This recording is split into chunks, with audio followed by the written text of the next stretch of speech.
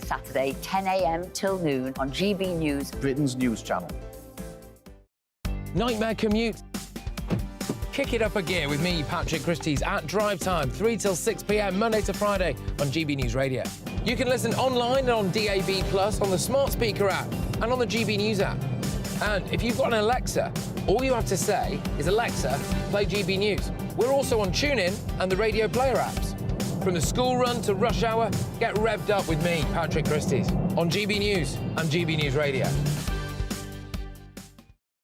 Westminster is going around in ever-decreasing circles, followed by the media. Britain is broken. How on earth did we get into this mess? But more importantly, how do we get out of it? Join me at 7 p.m, Mondays to Thursdays on Farage, here on GB News. We will have open, rational debate. We've got to work out how Britain moves forward from this. Join us here on GB News, the People's Channel. Britain is watching. Join us every night on GB News at 11 p.m. for Headliners, which is 3 top comedians going through the next day's news stories, which is exactly what you need, because when the establishment has gone crazy, you need some craziness to make sense of it. Headliners. You don't have to bother reading the newspaper. We've got it covered for you. Every night at 11 p.m. and repeated every morning at 5 a.m. We won't send you to sleep like some of the other paper review shows out there. So join us 11 p.m. every night on GB News. The People's Channel, Britain's news channel.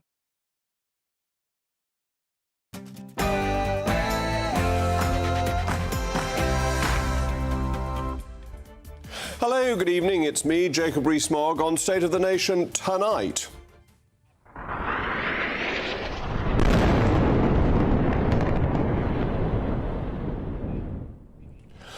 Israeli Defense Forces have begun their counterattack on Hamas terrorists in Gaza as the Israeli death toll surpasses 1,000. And while Israel has faced the most devastating attack in its history, some people found it appropriate in Britain, of all places, to take to our streets with Palestinian flags accusing Israel of being the aggressor. But Israel didn't choose this war. The Islamist terrorists on its border did. So while closet anti-Semites attempt to out-Palestine each other outside the Israeli embassy in London, Israelis are spending their days in fear as family members have been dragged across the border into Gaza, with terrorists vowing to murder hostages every time Israel strikes back. We'll be hearing from someone with first-hand experience of this tragedy. Also tonight, we'll be discussing the economy as the error-prone International Monetary Fund is back again with its Romaniac, doom-ridden economic forecasts, claiming Britain will be the worst-performing economy of the G7 next year. But they were wrong in their forecasts about 2023, inducing them into a flip-flop. Who's to say they aren't wrong again for the umpteenth time?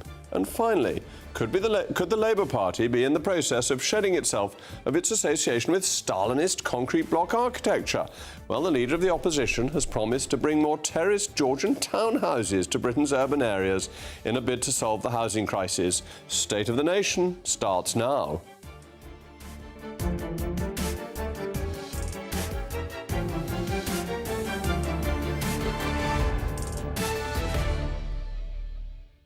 I'll also be joined by an incisive panel this evening. GB News' senior political commentator Nigel Nelson and the criminal barrister and former Tory MP Jerry Hayes.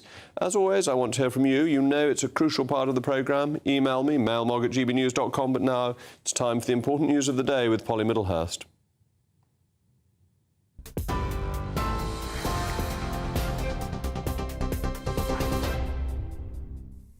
Jacob, thank you, and good evening to you. Well, within the last hour, the US President Joe Biden has condemned the attacks by Hamas on Israel, vowing that the Americas have Israel's back. Joe Biden was speaking a short time ago at the White House. Well, the Hamas terrorist group fired missiles, warning residents in the Israeli city of Ashkelon today to leave by 5 o'clock local time. Israel's Iron Dome anti-missile system was used to intercept many of the rockets. Israel Defense Forces claim more than 4,500 rockets were launched by Hamas since Saturday. The Israeli embassy to the US says more than 1,000 of its citizens have been killed in the violence.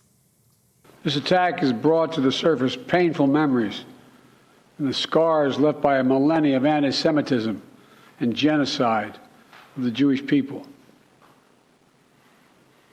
So in this moment, we must be crystal clear. We stand with Israel. We stand with Israel. And we will make sure Israel has what it needs to take care of its citizens, defend itself, and respond to this attack. Joe Biden speaking a short time ago. Well, the attacks today came in response to an unprecedented barrage of Israeli airstrikes on Gaza, forcing nearly 200,000 people to flee their homes. Israel is continuing to bomb the enclave. These pictures, if you're watching on television, are from a port on the Gaza coastline. Smoke billowing from flames as vehicles and buildings were set alight on the shoreline. We know, too, that apartment blocks, schools and a United Nations building were among those hit by hundreds of attacks. The UN has warned Israel its siege of Gaza is illegal under international law, but also said the abduction of hostages by Hamas is forbidden. Here at home, the Prime Minister, Rishi Sunak, says the UK will continue to support British-Israeli families. We stand in solidarity with Israel and the people of Israel in the face of these barbaric acts of terrorism. And last night I went to visit a synagogue in London to express my support for the Jewish community in the UK. I was unequivocal with them that we will make sure that they feel safe at this time, and the police have been given very clear guidance and advice from the government to do everything that they can to keep the community safe. They will clamp down on any behaviour that falls foul of the law. I just remind everyone that Hamas is a proscribed terrorist organisation. Well, in other news today, the Labour leader Sir Keir Starmer has promised a decade of national renewal if his party is re-elected at the next general election. Addressing the Labour Party conference in Liverpool, he pledged to build a better Britain and announced plans to create new towns and build more homes. He also focused on the UK's economic growth plan as he laid out Labour's vision for Britain's future. Now, lastly, Holly Willoughby, the TV presenter, has announced she's quitting ITV's This Morning programme after 14 years hosting the show. In an Instagram post today, she said it had been an honour just to be part of its story, and she's made her decision for herself and her family. Last week, a shopping centre security guard was charged and remanded in custody over an alleged plot to kidnap and kill her. This is GB News across the UK on TV, in your car, on digital radio and on your smart speaker by saying play GB News. This is Britain's news channel.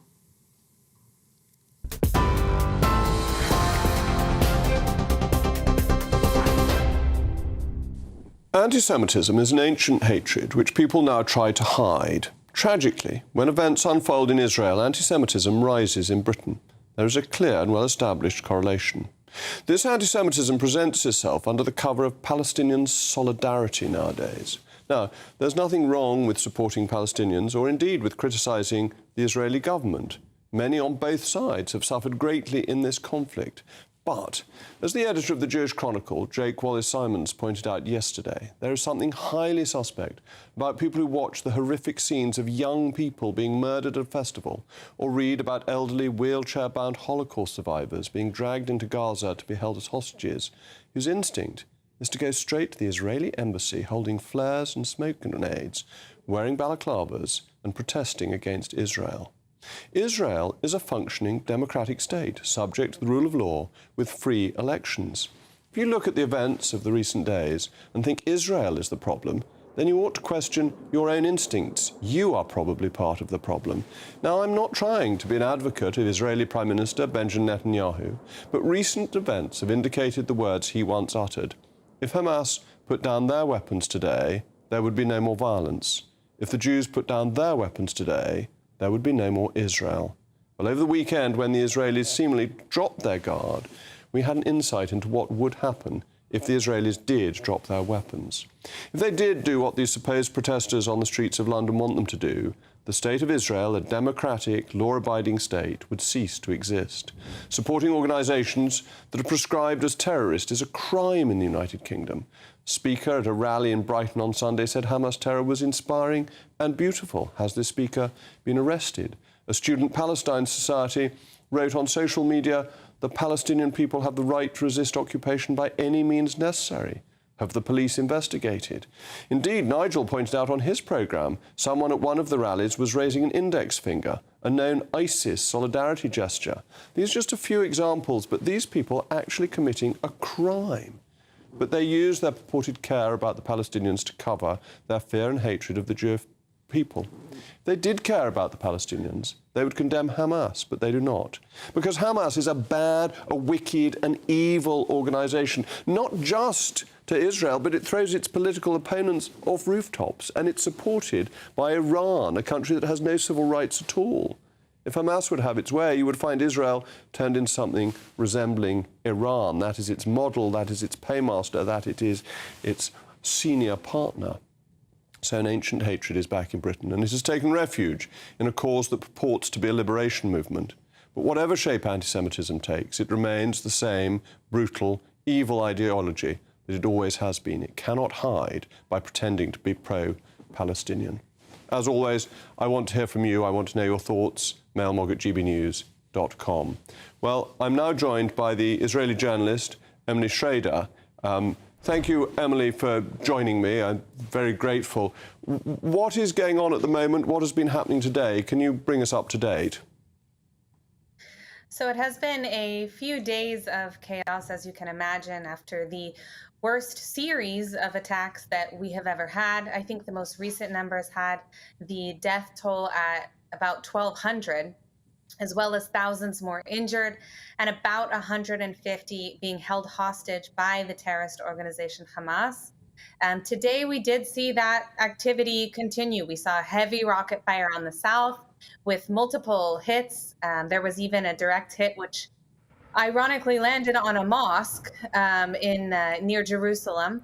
They have now fired rockets at Jerusalem, Tel Aviv, and all throughout southern Israel. And we've also faced some rocket fire from the north, although not quite as much as we're facing from Hamas in Gaza. Today alone, we had about 3 barrages in a row here in Tel Aviv, where I am. In fact, in one of them, I was actually in an interview and had to run to the bomb shelter. So hopefully that doesn't happen here with us tonight. Well, no. It's been obviously very, very difficult. Indeed, I hope not. Is the fence now with Gaza secured so that terrorists can't continue to get through? And are all the terrorists on the ground, who were on the ground in Israel, have they been stopped? So the last report that we received was that the communities where Hamas terrorists were still sort of hiding out, or in some cases actually exchanging fire with the IDF, that they have cleared out those communities. We can't say for sure that no one went elsewhere because we don't know exactly how many people crossed over in the first place, but the IDF has cleared out all of the communities in the south. That being said, there is still heavy rocket fire coming in addition to that, and Israel is conducting airstrikes throughout Gaza at terror sites. Yes, so Israel is now beginning the fight back. What is the plan for that, as you understand it? How will Israel approach rooting out the terrorists from Gaza? Well, Prime Minister Netanyahu has been very clear that this operation, in his words, isn't going to be like other operations against Hamas. I think we can expect to see a much more forceful response that's aimed at deterring the ability of Hamas to function, hopefully in any way whatsoever. Personally, I'm of the opinion that the time has come for Israel to completely root out this organization. The danger that we're facing now is that it also has $60, $70, $80 million annually coming from the Islamic Republic of Iran. And this puts us in a much more difficult position because they are also doing the same thing with Islamic Jihad in Gaza and with Hezbollah on Israel's northern border. So Israel really does need to take action now to destroy this terrorist organization for good. Well, thank you for joining me, Emily. We have to stop the funding getting through from Iran, and I hope that you manage to remain safe. But I very much appreciate your time this evening. With me now is my panel of GB News, senior political commentator Nigel Nelson and the alleged criminal barrister, Jerry Hayes. Oh, the rich is in the post. Nigel, What ought Israel to do now? How should the response be calibrated to make sure this cannot happen again? Well, I mean, they've got to try and destroy Hamas. I mean, it is as simple as that, and do it without hurting too many civilians. I mean, obviously, if they go in with ground forces into Gaza, which is obviously what is being intended, it is going to be very tricky for the civilian population. It's such a crowded place, 2 million people in 140 square miles. It would be really difficult. But Hamas have 30,000 fighters. Unless the Israelis can actually get rid of them, this problem will keep occurring. And the other big danger, obviously, is to try and keep Iran out of it. And Jerry, Iran? It's too late. The fact is, Iran is behind this. The reason Iran is behind this is there was a real possibility of peace in the Middle East. A real possibility. And a real possibility of actually improving the lives of Palestinians in the Gaza Strip and elsewhere. And that's why there was this strike. There are peace deals with Bahrain. There's a peace deal we know with Egypt. There's a peace deal with all sorts of other people. But the biggest peace deal of all was with Saudi Arabia. Now, this is what this is all about. They want to destroy that.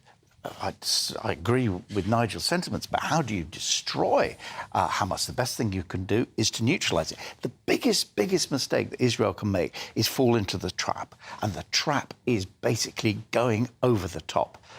Difficult, because Netanyahu, he's going to be accused of being asleep at the wheel. But haven't we, as the West, been asleep at the wheel? That just a couple of weeks ago, the US announced how many billion it was going to Iran.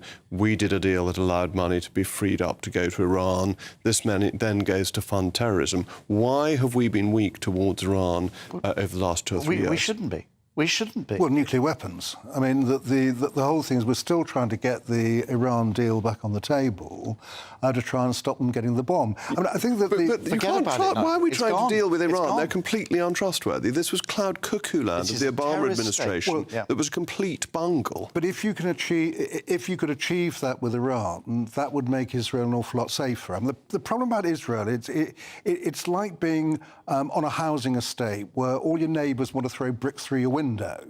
So everywhere Israel looks, they've got an enemy, but the worst enemy of the lot is Iran. And the one thing, if you talk to senior Israeli politicians, the thing that they are most concerned about is that Iran could get the bomb, and the first place they'll use it is on Israel.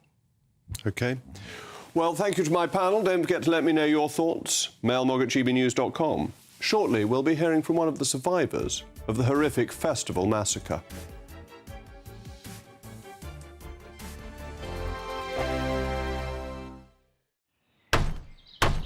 Who is it? We're here for the show.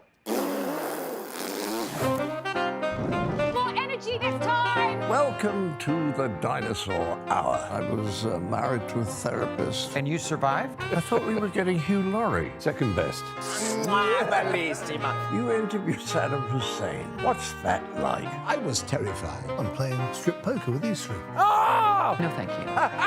My CDs need to be put in alphabetical order. Are you going to be problematic again? The Dinosaur Hour. Sunday, the 29th of October at 9 on GB News. What you get for breakfast is something that, if we do our jobs right, you will wake up to news that you didn't know the night before. It's a conversation. It's not just me and Eamon. We want to get to know you, and we want you to get to know us. From 6, it's Breakfast with Eamon and Isabel. Monday to Thursdays on GB News. Britain's news channel. People in Britain, they love free speech, but they also love fair play. I don't care if I'm speaking somebody from a trade union, from the Labour Party, somebody from the SNP. And I think the viewers like to see that actually we can challenge one another, but in a positive way. We think we ask the questions that people want to ask, and often we ask the questions that we wanted to ask in Parliament but never got the chance to ask. So join us every Saturday, 10 a.m. till noon on GB News, Britain's news channel. Nightmare commute.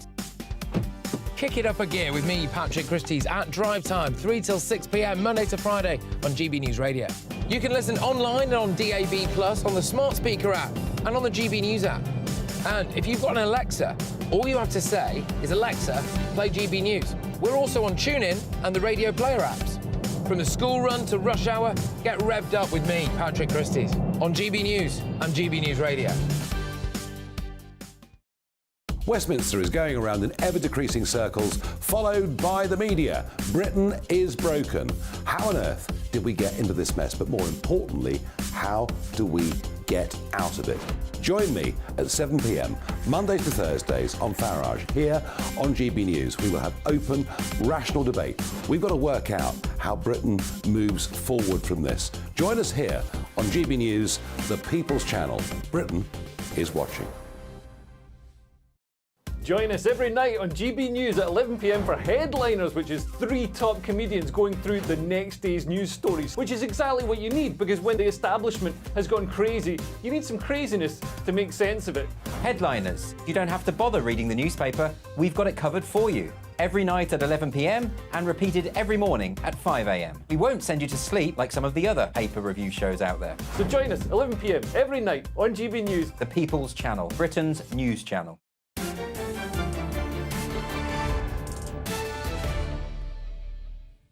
Welcome back. I'm still Jacob Rees-Mogg, and this is still State of the Nation. You've been getting in touch with your thoughts. Steve says, terrifying celebrations on our streets. Anti-Semitism is never acceptable.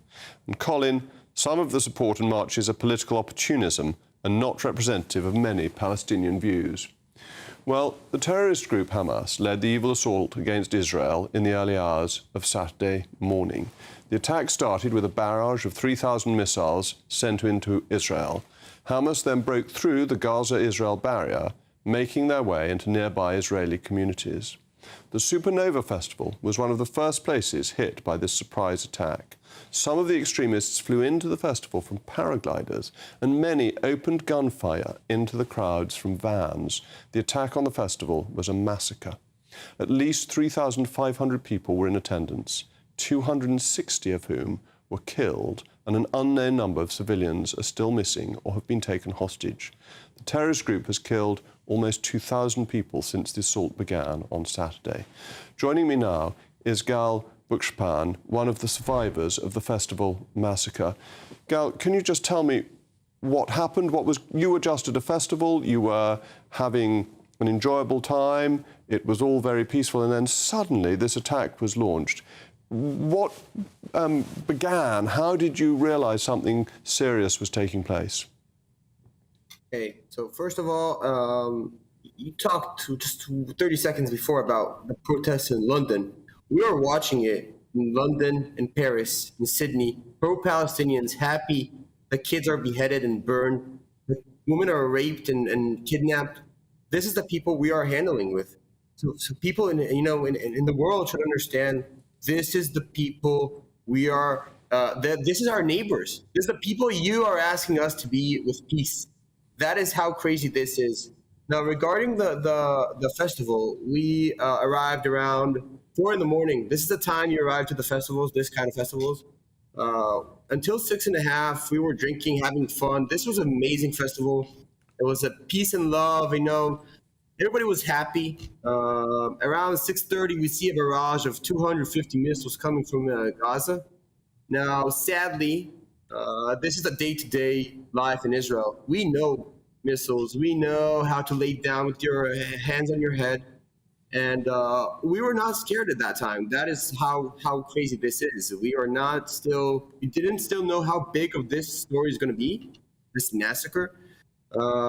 We saw the missiles. We decided, which from my perspective this is the time which your fate is decided. When do you leave this party? If you're the first one to panic, or did you think you need to leave in the beginning, you met the terrorists on the roads, on those intersections, shooting people from the cars, and just murdering them on cold blood. If you would have stayed last, you would have been kidnapped, murdered, raped, all the horrific things we just see from the end of that party. So I had a gap of around 30-40 minutes when we just sat around the parking lot, waiting for the bombs just to finish, to calm down. We understood this story is becoming big. I heard from my girlfriend that there are terrorists in Sderot and other places next to Gaza. From then, we just tried to, to roll with our car in a traffic jam because everyone was just wanting to get out. And, from there, we started to hear gunshots and, yeah. So you listened to the news, you were aware of what was going on, you waited for the bombing to end, and then how did you get away? Was it good luck, or did you know a route that meant you could get away from where the trouble was coming? It's just pure luck. Nobody knew what's going on. It was pure luck. And good luck that you were able to escape. Did you see any of the gunmen coming? Were they around you? Were you able to get away without seeing them?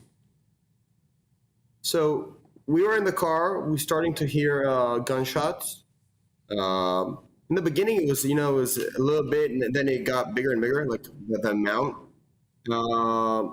And then when we saw everyone panic, you're showing that video of everyone running with the car. I'm there in the car. You can see me with a white shirt.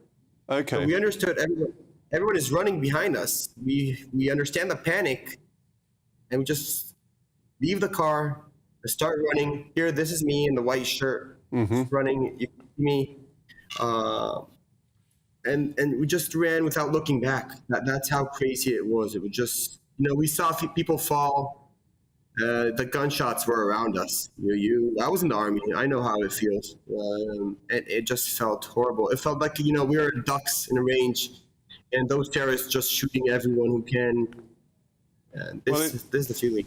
Thank you for joining me today. This is just so shocking, and such a cowardly attack on unarmed people peacefully enjoying themselves.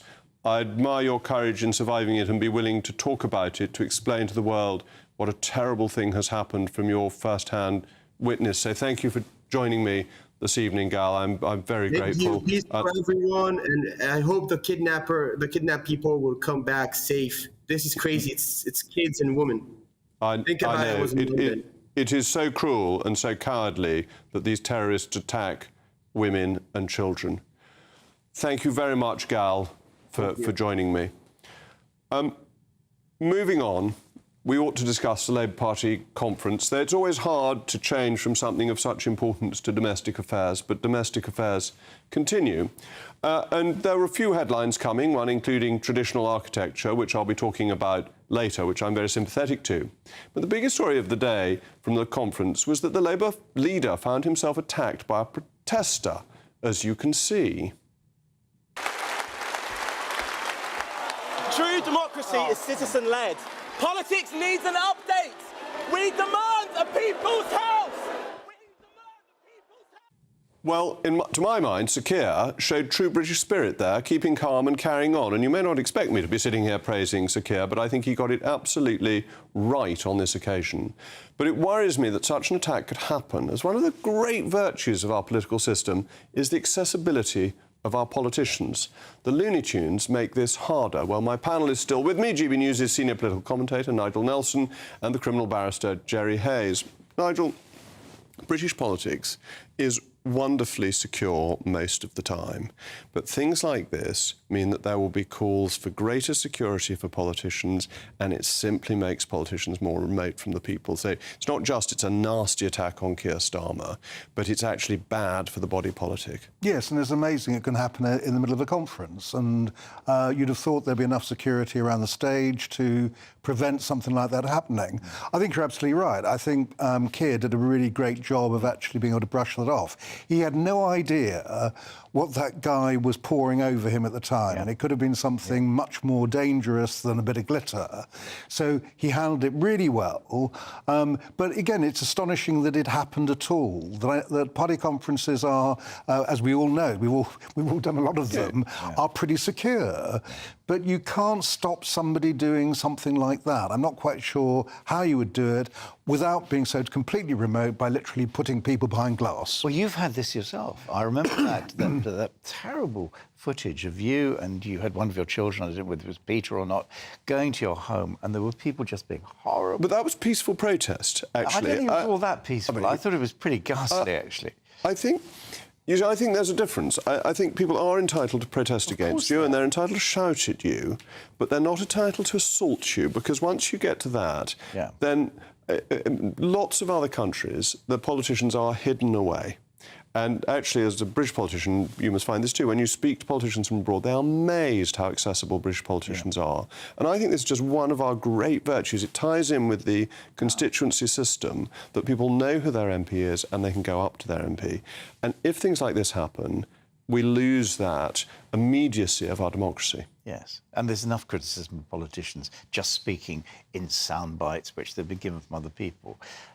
You must be accessible. But going back to the Israeli thing, because this is actually connected, most people don't realise that before all the atrocities happened, every single Jewish school has had people protecting them. Every single synagogue for the last few years have had people protecting them. And we've got to be really, really, really careful about the tens of thousands of people who think the Palestinians are right in what they did. Yes, I mean, that's absolutely true, and the risk to security that there is in this country for Jewish people going lawfully about their business. I mean, that is certainly true, and that the protests we've seen over the last few days show how fanatical some of the people are. Yeah, and I think that the whole point there is that the left wing have been some people on the left wing have been very disappointing in not condemning this unequivocally. It doesn't stop you believing in an independent state for Palestine. In fact, when the world leaders put a statement out yesterday, they actually put that in the statement. The important thing is to condemn Hamas. Yes. And we have laws in this country that if people actually are supporting Hamas, they could be arrested. If they're supporting Palestine, that's different. But if they're supporting Hamas, they can be arrested and should be. And Paul Goodman had a very good piece in Conservative Home saying that the police managed to arrest 155 people for protesting against COVID regulations. And how many people have they arrested for supporting Hamas? Seems not very many. What is going on? It's ridiculous. And the BBC. I mean, I'm not one to criticise the BBC, but I mean, for heaven's sake, they don't call them terrorists. They're terrorists. Hang on. The BBC in a bit of a problem here. Under the BBC style guide, the journalists don't use the word terrorists except when it's been described by somebody else. Nigel, you're much too gentle. This is the BBC's in-house guide. It writes the guide and then says BBC rules don't allow. That's invented by themselves. They can change it with a stroke of the pen. Yes, I mean, most media outlets do have a style guide. Absolutely. I don't understand it, because I can't understand why they say that it blocks understanding. No. I don't understand why it does. But the Times has a style guide on the split infinitive, which is as relaxed in recent decades. It was stricter under my father. But boldly go. This is different from the BBC actually politicising the word terrorist, it seems to me. Well, what they're arguing is you can put it in inverted commas along with the entire quote, but not just blanket call them terrorists. Call them kidnappers, bombers, attackers. Nigel, you are too clever to make such a bad argument. I'm sorry. It's nice of you to defend the BBC. I would use the word terrorist. Excellent. Yes. You are too sensible. You are. Thank you to my panel. Shortly after these messages from our sponsors, we'll be dealing with the Brexit-hating, Britain-bashing, unelected, unaccountable and usually wrong International Monetary Fund. Plus, should we make architecture beautiful again? I'm Andrew Doyle. Join me at 7 o'clock every Sunday night for Free Speech Nation, the show where I tackle the week's biggest stories in politics and current affairs with the help of my two comedian panellists and a variety of special guests. Free Speech Nation, Sunday nights from 7 on GB News, the People's Channel, Britain's news channel. I think the most exciting bit for me is talking to ordinary people. People who I think are ignored often by the major news channels. We're going to give news they want to hear. There's a voice there that needs to be heard. I think there's a chance here for a diversity of opinion to be expressed, which you don't find elsewhere. It's really exciting. We don't hold back. We're free to say how decisions that are taken here affect us all around the country. only on GB News, the People's Channel, Britain's news channel. The Live Desk with me, Mark Longhurst. And me, Pip Thompson. It's here Monday to Friday on GB News. From midday, we'll bring you the news as it breaks, whenever it's happening and wherever it's happening, from across the UK and around the world. Refreshing, feisty, but with a bit of fun too. If it matters to you, we'll have it covered on TV, radio and online. Join the Live Desk on GB News, the People's Channel, Britain's news channel. So Jubes and Kerr, we tackle the issues of the day with real robust debate, both sides of the fence, battling it out with me in the middle with my forthright opinions and views. And often really interesting things happen because you start with a position and then by the end of the debate you find actually, well, I might not have thought about that one. What we need in this country is two new political parties. You should maybe think about doing a 2024 calendar. I'm Michelle Dewberry and I'm keeping you company right through until 7 o'clock this evening. GB News, the People's Channel, Britain's watching. Join me, Camilla Tominey, on Sunday mornings from 9:30, taking the politicians to task and breaking out of SW1 to see how their decisions are affecting you across the UK. Bursting the Westminster bubble every Sunday morning, only on GB News, the People's Channel. Britain's watching. Every Sunday from 11, join Michael Portillo. There will be topical discussion, looking at the week before and the week to come. So kick back and relax at 11 a.m. on Sundays on GB News with me, Michael Portillo. GB News, the People's Channel, Britain's news channel. Join us every night on GB News at 11 p.m. for Headliners, which is 3 top comedians going through the next day's news stories, which is exactly what you need, because when the establishment has gone crazy, you need some craziness to make sense of it. Headliners. You don't have to bother reading the newspaper. We've got it covered for you. Every night at 11 p.m. and repeated every morning at 5 a.m. We won't send you to sleep like some of the other paper review shows out there. So join us 11 p.m. every night on GB News, the People's Channel, Britain's news channel.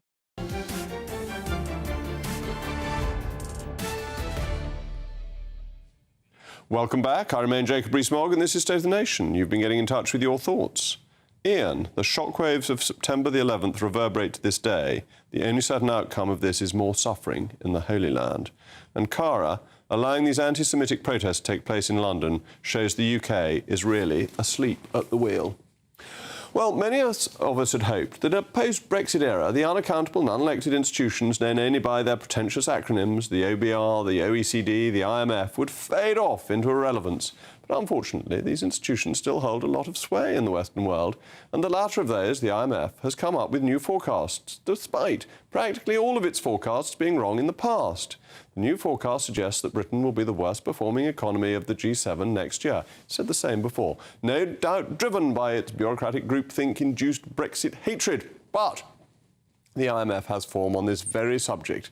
If you thought Keir Starmer was a promoter of the Egyptian footwear known as flip-flops, the IMF is the pharaoh of this practice. Time and again, it has predicted that we would enter a recession, or indeed grow more slowly than our European counterparts, but it's eventually forced to change its tune. I don't particularly blame the members of staff of the IMF. You see, forecasting is the only profession where you can get everything wrong and still be paid. Fortunately, I'm joined by somebody who understands economics rather better than the IMF, the GB News business editor and economics editor, Liam Halligan. Liam, thank you for joining me. What is the point of IMF forecasts? They are complete bunglers, aren't they? It does seem a bit odd, Jacob, and that's coming from me. And I used to actually work as an economist at the IMF. 27 of the IMF's last 30 forecasts about the UK economy have been too pessimistic. If the IMF's forecasts last year were correct, we'd currently be in recession. But of course, the UK economy is still growing. It's not in recession. Europe's biggest economy, Germany, is in recession. And it seemed to me a bit strange that the IMF issued forecasts today that indicate, in their view, that the UK next year, an election year, of course, a moment of maximum political sensitivity, is going to be the slowest growing economy in the G7. They say that next year we're going to grow by 0.6%. But if you look at the fine print, which is the sort of thing that nerds like me do, you look at the IMF's assumptions behind that growth forecast, and you see that the IMF has assumed that UK interest rates will go all the way up to 6%. They're currently 5.25%. Well, that's very much a minority view among economists. And of course, if interest rates aren't as high as the IMF predicts, mortgage holders won't get hammered, business investors won't get hammered as much, and the economy should grow faster.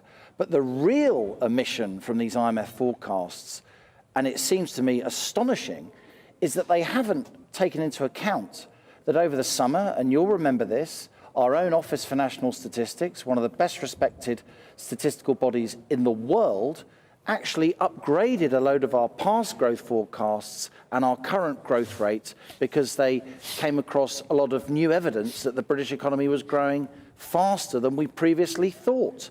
So we weren't the slowest growing economy after the pandemic in the Western world. We were actually middle of the pack. And yet, astonishingly, Jacob, even though the ONS made those changes a couple of months ago, the IMF didn't include them in this current forecast. So, Liam, is the IMF a knave or a fool? That is to say, are these deliberately political forecasts because they're Davos man and they don't like Brexit and they don't like the UK's independence, or are they just stupid and incompetent and therefore didn't notice the upgrades by the ONS? Well, I wasn't in the room when these forecasts were made over in Washington, and I certainly wasn't in the room when the senior executives cast their eye over the forecast produced by the rank-and-file economists with the eponymous blue pencil slightly tweaking them, if indeed that happened. But look, it's well known that a lot of the American establishment don't like Brexit. It's well known that the International Monetary Fund and others have been very down on the UK's efforts to leave the European Union, and then were extremely negative when we actually voted to leave the European Union.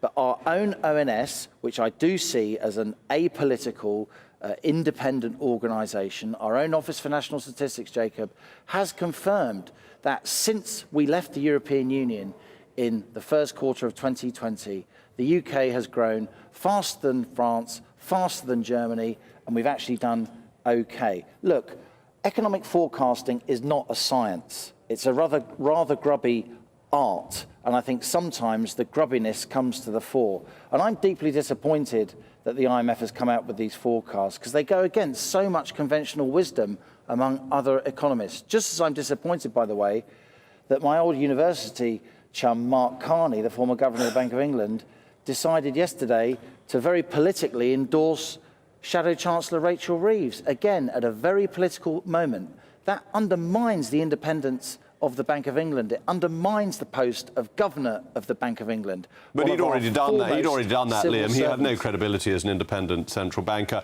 Anyway, thank you very much, Liam. I rather agree with you on the ONS, mainly because it's run by Robert Choate, where he's the head of it, and he was somebody who managed to run the OBR properly, which hasn't happened since he left. Nigel, your probably old acquaintance, if not friend, Dennis Healey, used to think that in 1976 he wouldn't have had to go to the IMF cap in hand if the forecasts hadn't been unduly pessimistic. Forecasts are deeply political and important, aren't they? And they can have effects that remain part of political folklore for decades to come. Yes, and it's really worrying when you see something like this, where it was a bit like looking at a school kid's homework, and they were doing the maths, but they got one figure wrong, and every other figure then was wrong after that. So I think that once you saw that they were predicting a 6% top interest rate, and no economist here seems to I can't find an economist here who thinks that is going to happen, then you get to a situation where, you don't get 1% growth, you get 0.6% growth. So suddenly the whole thing goes wrong. One thing I would say is that Keir Starmer was clever enough not to include any of that in his speech today, because it must have been a bit tempting if he thought they would. Well, the speech was probably already written by 9 o'clock when the figures came out. Well, you can always change it. Well, you can. But, Jerry, wrong 27 times out of 30? Yes, but who cares? I mean, it's of mind-erasing irrelevance. It really is. Oh, do you think so? No, I do. I'll tell you why. Because let's talk crude politics now. It's the people on the street who are struggling with their mortgages, who are struggling to feed their families. They're not going to worry about the IMF. The markets are the people who decide what's going to happen to the interest rates at the end of the day. What people want to do is to feel good. And this is the thing that's so important. We've got to get inflation down. I know you love all this tax stuff, but, you know, for 143 quid a year, mind erasing irrelevance as well. At the end of the day, people want to feel good. That's the job of the government now.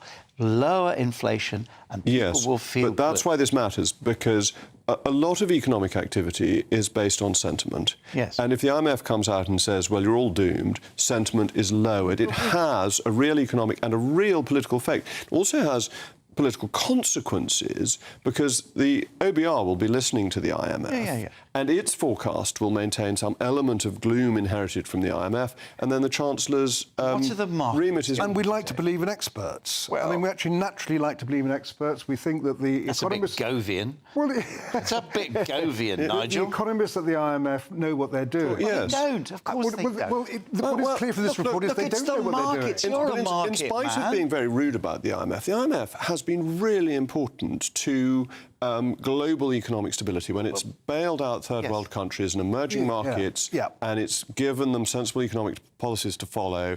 And over decades, it's been helpful. And then it comes out with weird, inaccurate and political forecasts. It damages its credibility. But who decides? The markets decide. The markets decide at the end of the day how much we're going to pay in our borrowing. But the markets are forward-looking, and the markets, admittedly, they pay for their own forecasts as well, but they look at IMF forecasts. This affects sentiment, which affects pricing. Today's pricing of gilts will have been to some extent affected by the IMF. And so the answer is what? Well, so the answer is that we've got to make it clear to people the IMF is simply not to be trusted, because, to Nigel's point, it got one figure wrong, and that's just so amateur. Yeah. I mean, things don't look great, even if they got the figure right. I mean, although we get the lowest growth in the G7, now we only get the second lowest growth in the G7. Also, Liam's point, they haven't taken into account the ONS upgrades, and the ONS is a pretty good statistics body in that it gets the statistics out fast, but is then very willing to update them as new information comes along. Lots of other statistics bodies get the figures out and then are very reluctant to update them. Yes, I mean, the ONS are good. Or never get them on the phone to explain a figure to you, because you'll be there forever. Or go to their website, which is imponderable. That's right. It's impossible to see. But the whole point was that I think the IMF is important, by the way, and I think people do take notice of it. Had what they said been true, the verdict on Rishi Sunak was he was going to miss all his five pledges, except perhaps economic growth, and he would get a half a point for that, and that's all. And we were the sick man of Europe, which and we were the sick man of Europe. Germany. Yes, exactly. Yes, so we would have the worst growth, we'd have the highest inflation, and that seems to be wrong. We still may get the highest inflation, by the way, but the growth figure looks a lot better than they said it was. Yeah. Well, that's a remarkable degree of agreement about the IMF. Coming up, does Sir Keir Starmer admire St George?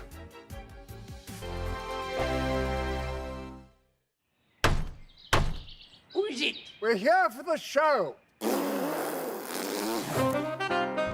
More energy this time! Welcome to the Dinosaur Hour. I was married to a therapist. And you survived? I thought we were getting Hugh Laurie, second best.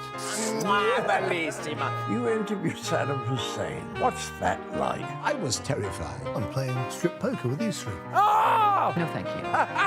My CDs need to be put in alphabetical order. Are you going to be problematic again? The Dinosaur Hour. Sunday, the 29th of October at 9 on GB News. Join me, Andrew Pearce and Bev Turner, Monday to Thursday, 9:30 a.m. Who benefits from that? Not the British public. And on Fridays, join us, Tom Harwood And Ellie Costello from Britain's Newsroom. That's what you get with this show. That's fantastic. If it's happening, we're talking about it on Britain's Newsroom. GB News, Britain's news channel.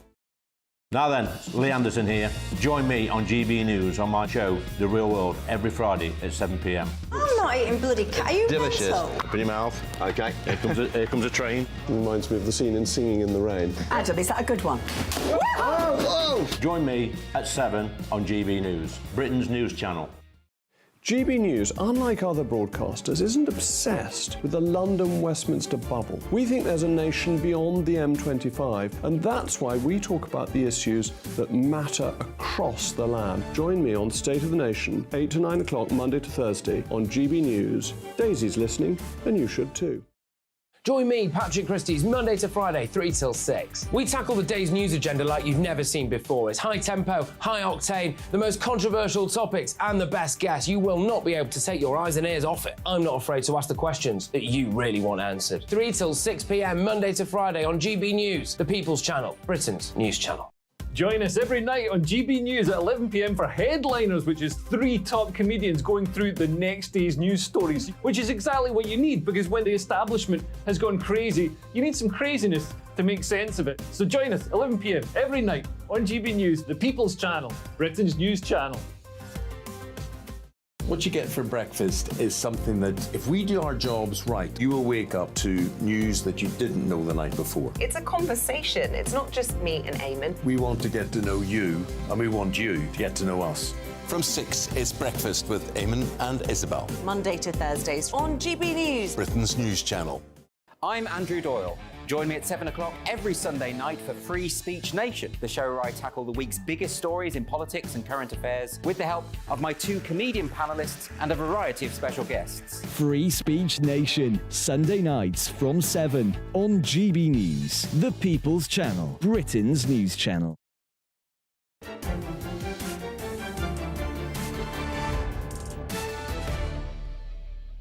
Welcome back. I continue to identify as Jacob Rees-Mogg, and this is State of the Nation. You've been getting in touch with your thoughts. Gary says, now it seems Sir Keir knows what a woman is. 2 of them saved his skin today. Yes, that was very impressive, actually. And Fraser, Keir's fantastic idea of replicating Georgian housing for new housing stock. If this is to happen, isn't it imperative they have traditional working sash windows to fully appreciate the experience? Well, I'm very keen on sash windows. And when I said Sir Keir is keen on St George, I actually really meant King George, because Sir Keir Starmer has announced Labour's plan to build a new generation of towns, saying the dream of home ownership remains out of reach for millions of Britons. Addressing the Labour Party conference earlier today, he outlined his plan for a decade of renewal, one aspect of which involves building 1.5 million homes in urban areas in an effort to combat Britain's housing crisis. The Labour leader vowed to bulldoze, as Boris Johnson-esque, through the current planning system, which would mean releasing land from the green belts, speeding up the process by which housing could be built. City centre housing, built by left-wing government to house large numbers of people, may conjure up visions of concrete tower blocks akin to those of Soviet dictators.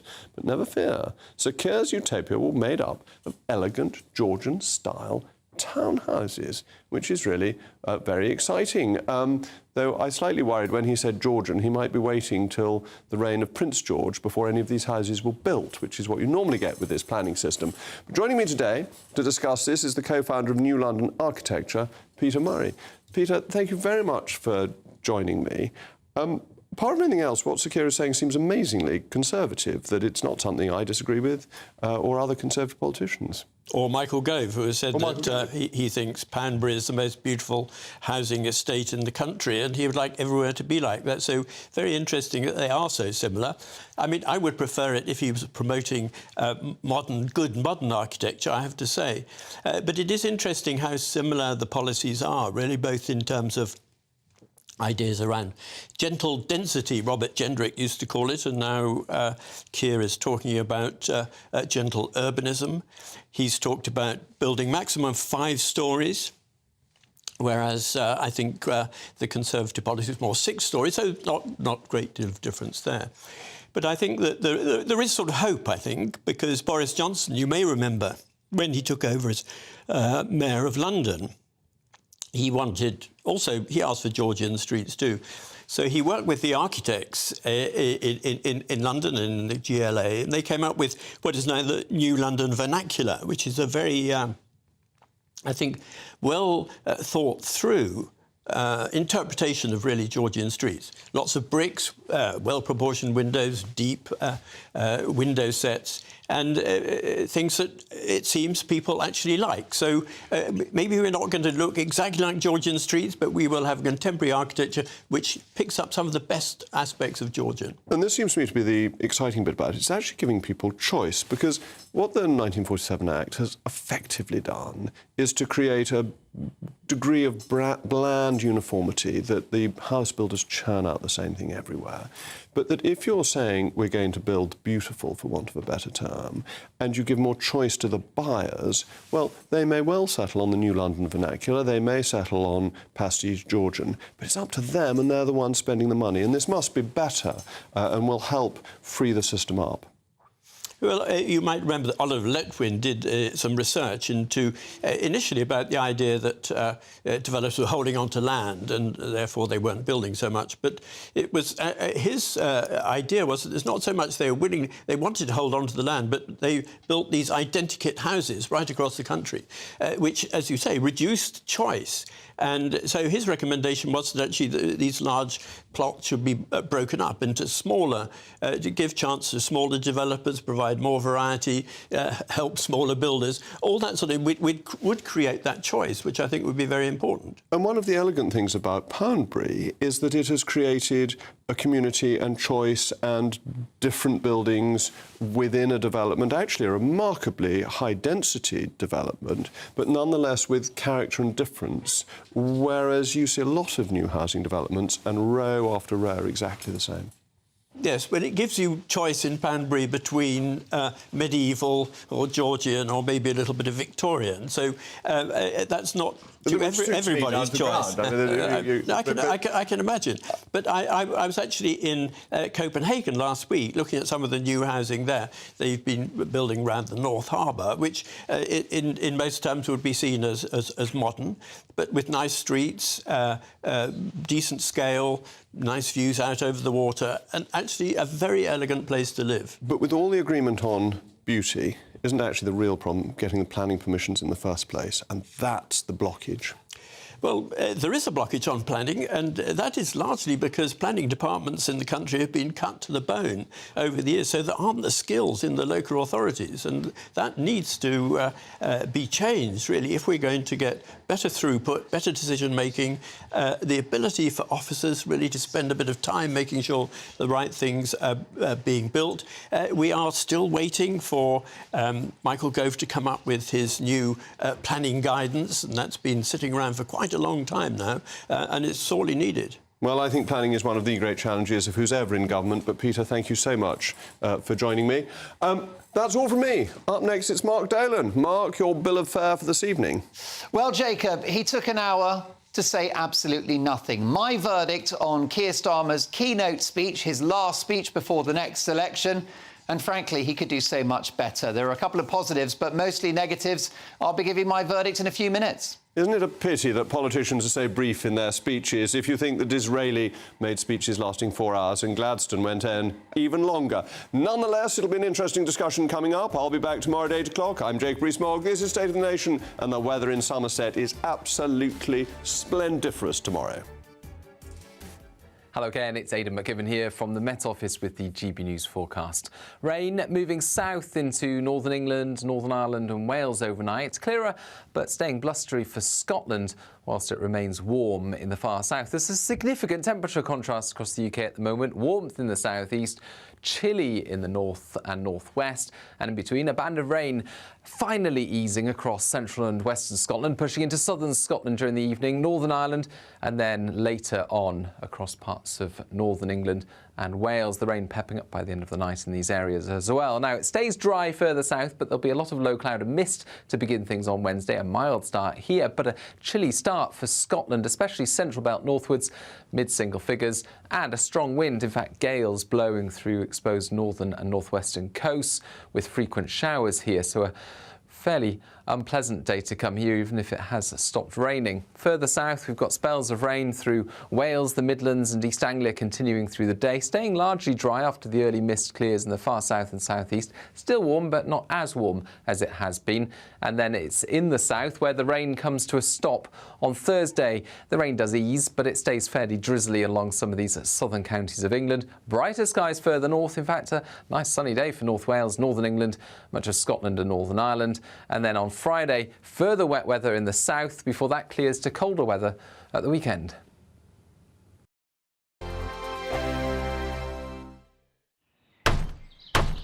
Who is it? We're here for the show. More energy this time! Welcome to the Dinosaur Hour. I was married to a therapist. And you survived? I thought we were getting Hugh Laurie. Second best. You interviewed Saddam Hussein. What's that like? I was terrified. I'm playing strip poker with these three. No, thank you. My CDs need to be put in alphabetical order. Are you going to be problematic again? The Dinosaur Hour. Sunday, the 29th of October at 9 on GB News.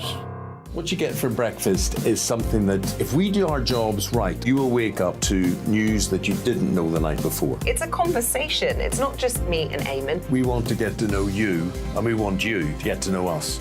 From 6, it's Breakfast with Eamon and Isabel. Monday to Thursdays on GB News. Britain's news channel.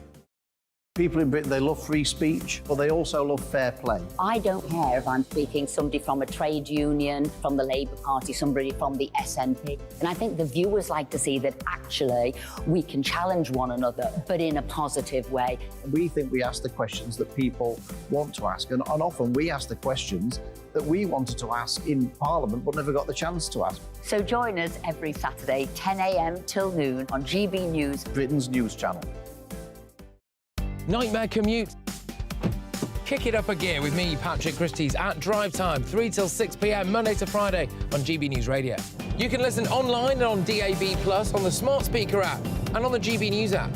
And if you've got an Alexa, all you have to say is, Alexa, play GB News. We're also on TuneIn and the Radio Player apps. From the school run to rush hour, get revved up with me, Patrick Christie's, on GB News and GB News Radio.